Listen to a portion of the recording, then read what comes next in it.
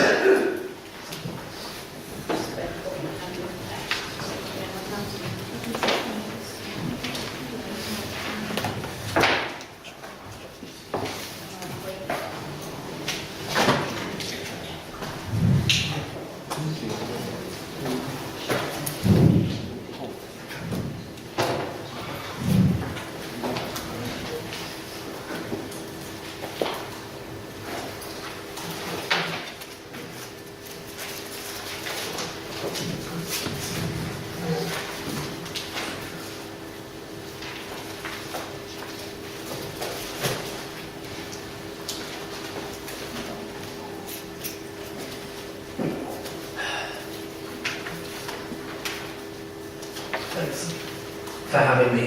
I have a slight cold. Still trying to lay my hands on your statement. I know we're ready. So I'm afraid it should be done. Thank you.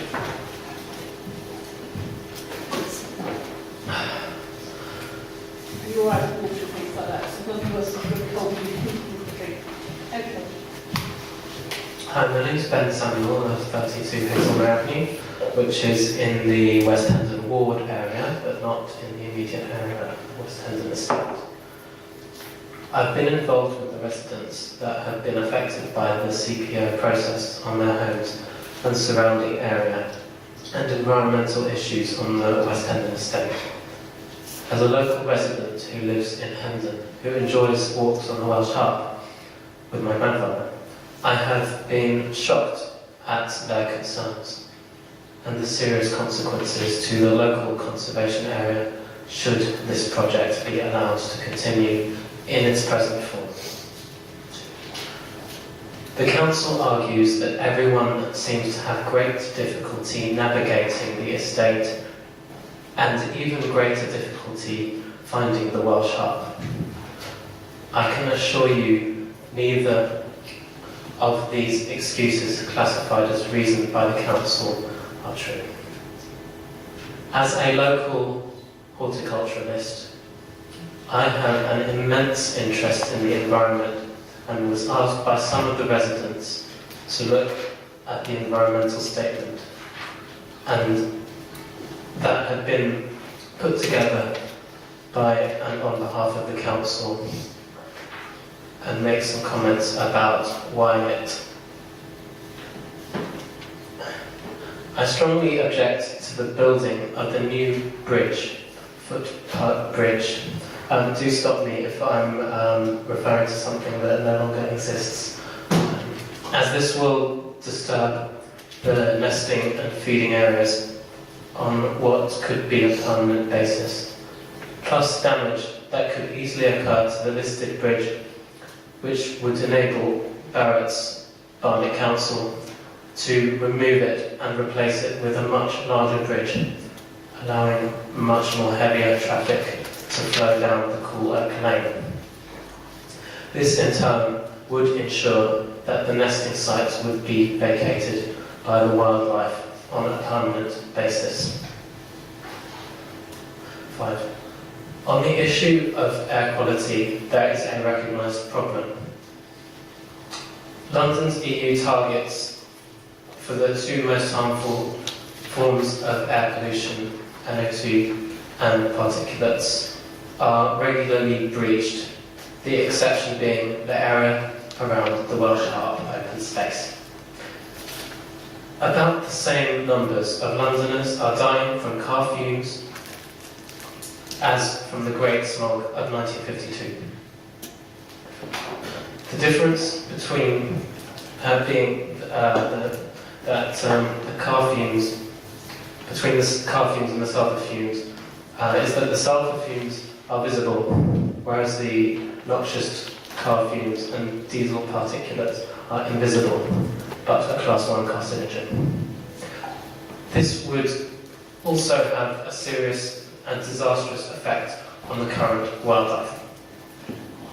5. The regeneration is supposed to ease transport pollution, congestion, noise pollution, and safety concerns. Unfortunately, because of the way the whole project is structured, the current impact is having the complete opposite effect for the local community and wildlife. 6. West Hendon was the sort of air people would want to come to breathe. West Hendon falls within the low emission zone. The council has not listened to local community and their concerns for their environment and that of the local wildlife. Local public opinion says that what is not needed is this compulsory purchase order. 7. The proposed bridge giving youngsters access to the playing fields are counterproductive and would greatly increase problems for the local community and would be absolutely devastating for the local and passing wildlife. They can do so, if they want to reach the Kingsbury playing fields, they can do so via the bridge in the Cool Oak Lane, which exists, or via the A5. What measures would actually bring air pollution to safe levels? This is not addressed in the environment impact assessment. Buses going past should be cleared up, not bus lanes removed, leaving them held in traffic. The increase in drivers from other local projects, the last count was approximately tens of thousands of cars going past, should be able to use the walking and cycling routes as an alternative. And as instead, if the project had not been redesignated to only add these right at the end of the project, if the money is still available, instead of at the start, as had previously been agreed.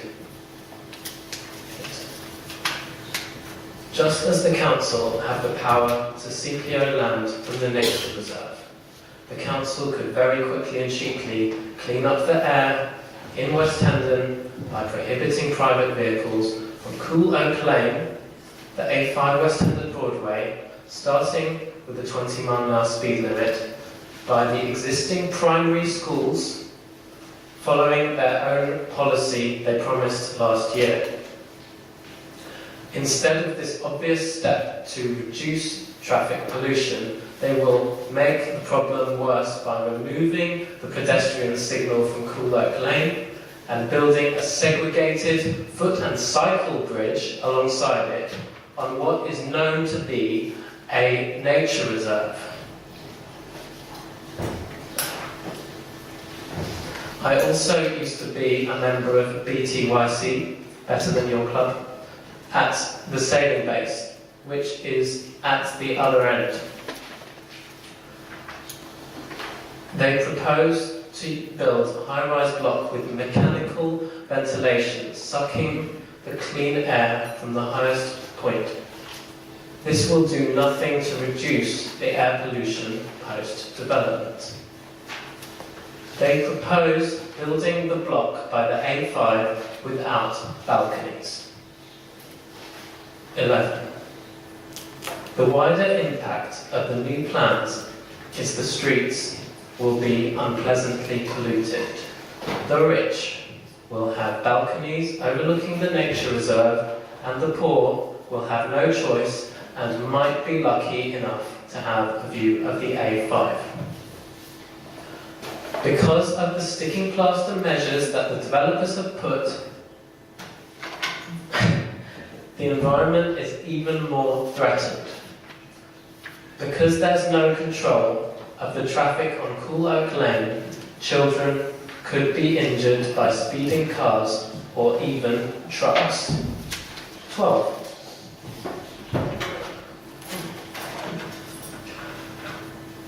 Parts of Cool Oak Lane are dangerous with no pavement, crime spots, neglect, so one bridge does not make it safe for your children to use. Clive Cohen from the Wildlife Trust locally told me at the World War I tea and biscuits that there is no warden as promised. The other local wildlife lovers tell me trucks go over the bridge when they shouldn't at all. They worry that what the bridge will be filled with is birdwatchers, making it congested. They also worry about the other bridge in the next phases, the Silk Stream Bridge, that the council know the great crested grebes will go. And the area will lose its site of special scientific interest status, its triple SI status. On the dust side, this is serious, and I've heard serious stories from residents who live unusually close to the site. Indoors, if there is asbestos, the air quality will be made less safe, not more safe, by the demolition. For instance, I saw with my own eyes the Stone Grove estate fenced off. I later saw that it was a pile of rubble. Indoors, if there is asbestos, the air quality, there is also noise and vibration, which I am against because of the mental health impact it has.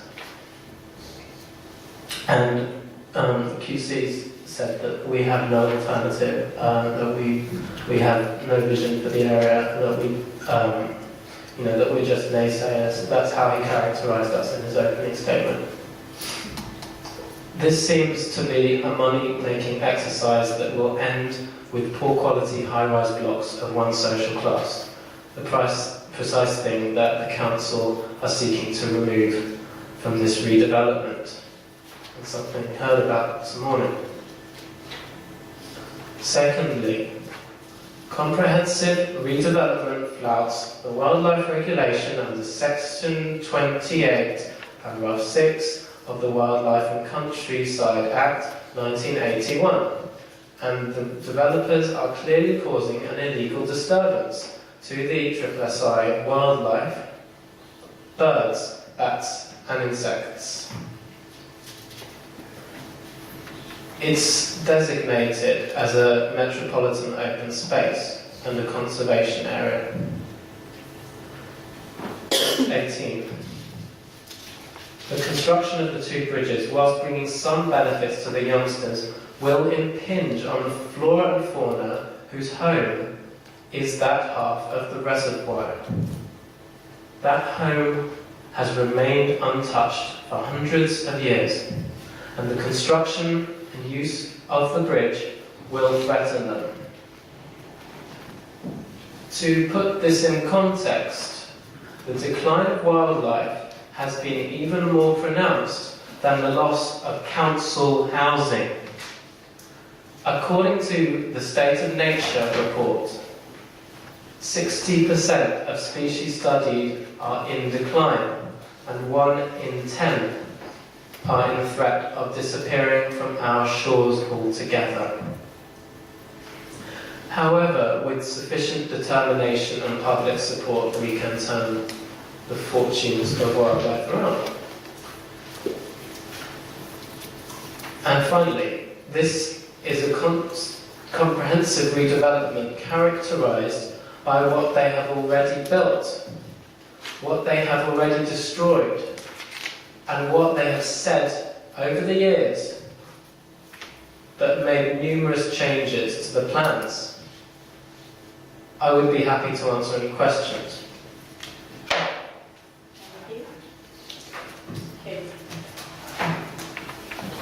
As it happens, I do have two questions.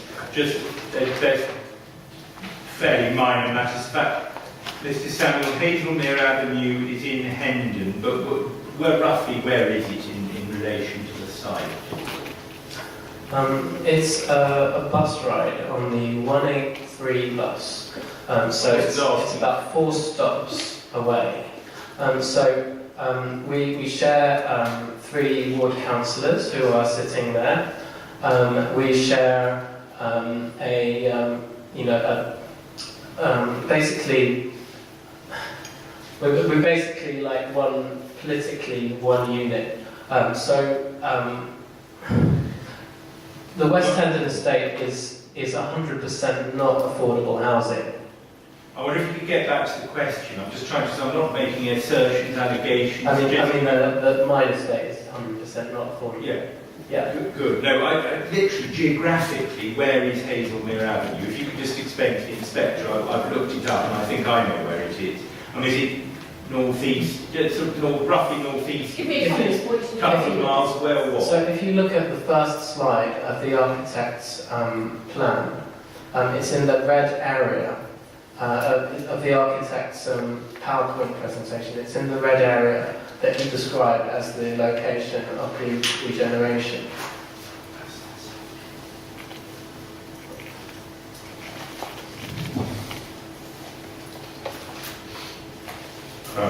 Yes, that's rather a large scale. I would just say, about how far is it from the site and in which direction? That's all I'm asking. I suppose it's about 2 miles away. Is it sort of northeast roughly? So if you're starting at the estate, you'd be going south and east. Yeah. Well, about 2 miles southeast. So you go down the A5 and then round the North Circular. I call that north personally, but if I've got that wrong. All right, thank you. I should have plan upside down, so I'm expecting something. All right. The other question is, Samuel, did you object to the planning application?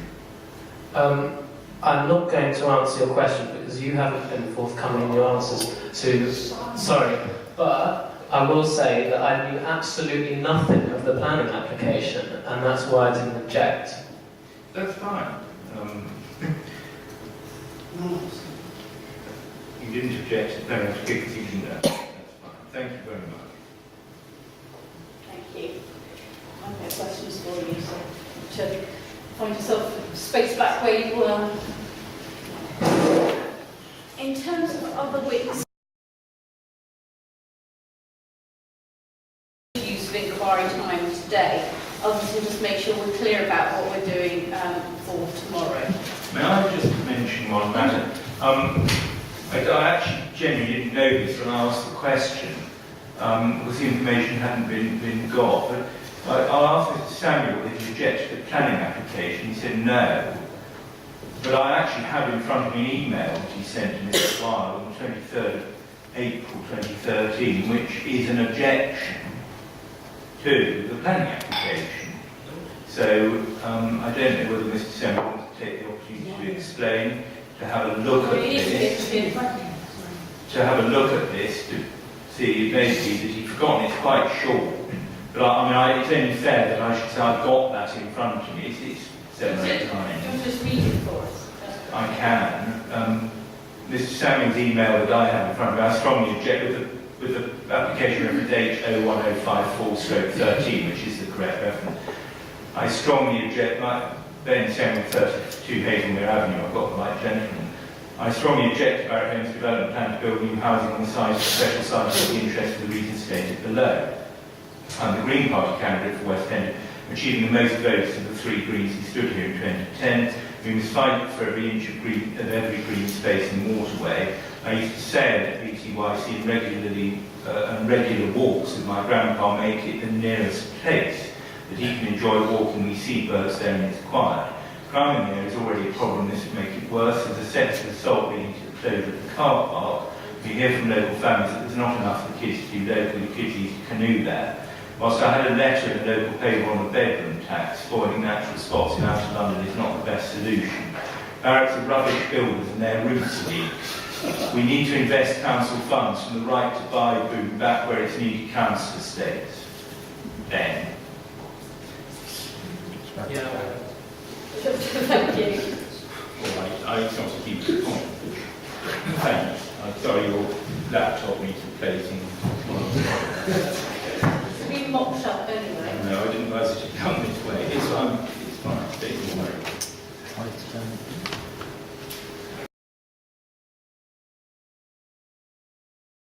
We're getting to the end stages. Sorry, somebody there waving. I can't see because of the pillar. Sam. Oh, we've heard from you before, so it's something you're wanting to add? Slightly irregular, but I'll hear from you if it's something you want to say. Do you want to have a seat?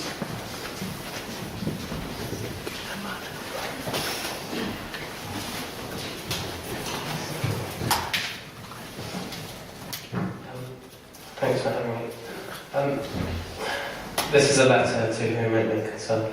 I saw the CPO notice up on the lamppost around Barnet's Close, but it's only just sort of crystallised during the course of this inquiry that the notice referred to some documents which are at the back of the room and on either side, which I mean, there was a notice up on the Hendon library notice board, which was a legal saying that there is a CPO.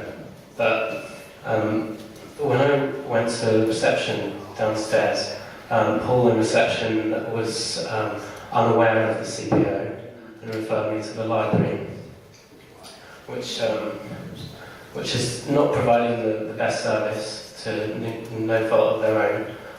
But you know, when the head librarian came in here, I mentioned it yesterday morning, and she got back to me in the lobby over there and said that this, you know, lack of statutory information won't happen again, and I can assure you that it won't happen again. But I mean, what I found was I did not have access to those documents in time for the deadline to object. So you may very well ask, why am I here now objecting? Because I didn't actually see what the order was. I know residents would have seen it, but you know, as not a resident of the estate, I didn't have this information. It was in the library after the deadline in the corner, but when I asked the librarian reception, and Alex was there and he can confirm that, she just referred me to the council website. Sorry, I'm rather concerned about what it is you didn't have access to. Essentially, the documents stating what exactly this compulsory purchase order was, like the thing is, you know, a compulsory purchase order is one thing, but like knowing specifically what it is, I just had no idea what it was. So there were some boxes in the corner with lots of documents in. You know, there's a schedule showing all the objections and the planning bits. Do you want to ask anything about that, Mr. King, or be Well, only make just a be submission? well, only that.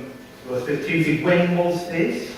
what you're talking about? You said you came to reception, and some of the reception didn't know about the CPA, you went to the library. When was that?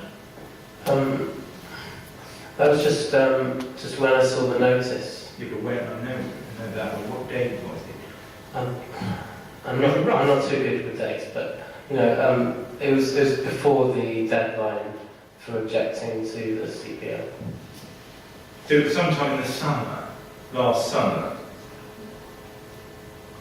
was it? Yeah, it was sometime around there.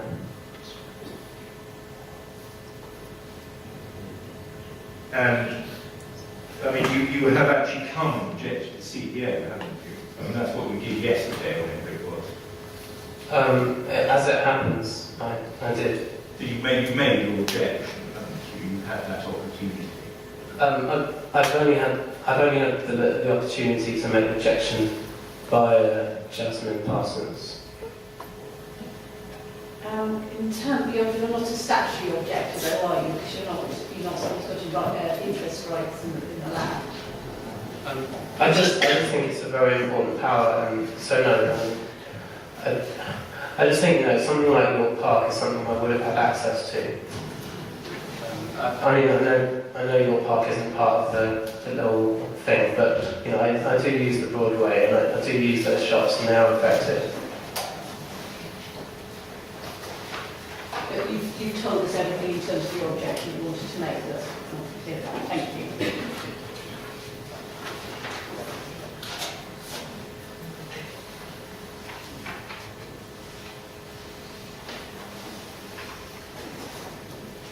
you.